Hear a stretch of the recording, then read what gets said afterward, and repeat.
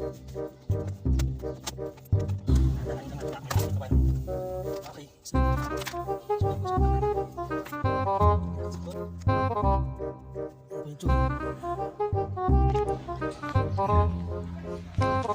Tignan nyo po, nagkaroon pa rito ng ano, parang may parlor.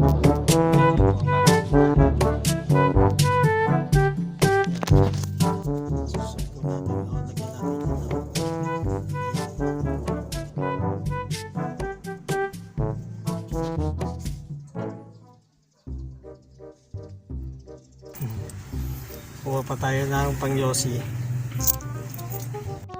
Ayan po mga kakalikot ng ating mga treasure hunt sa loob ng handbrake.